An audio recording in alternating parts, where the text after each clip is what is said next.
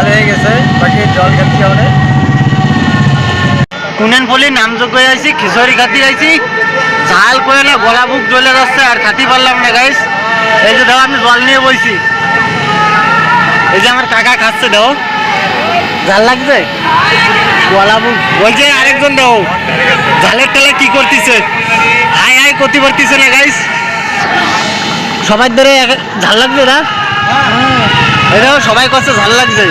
এত ঝাল দিচ্ছে কেন, মশলার জন্য? মশলা না, গরম মশলা। এটাও ওই দাদাও করছে গরম মশলা। বেশি জাল হয়ে গেছে, বাকি জল খাচ্ছি আমরা। না আমিও খাচ্ছি গাইস, দুধটা ঝাল হয়ে গেছে মশলা। খিচুড়িতে এত পরিমাণে নুন, গরম মশলা আর গুন্ডি ঝাল দিলে হয় না, মনে পোষায় না গাইস। দিলে আমার সব তো নামযোগ্য জানো, খালি খিচুড়ি খাওয়া ধান্দা আর কিছু না। আর মায়ের ধান্দা,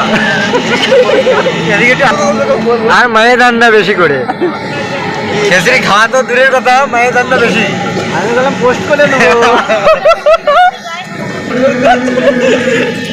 গাইস আমি কি করবো বৌদি করছে।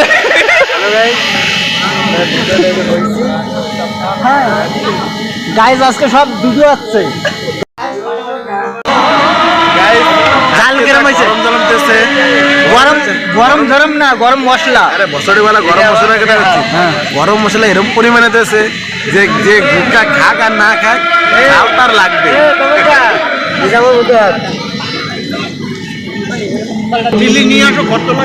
গাইস খিচুড়ি ভালো ঠেলে দেখো কি করতেছে, মাথা বুক সব এরকম করতেও করে না।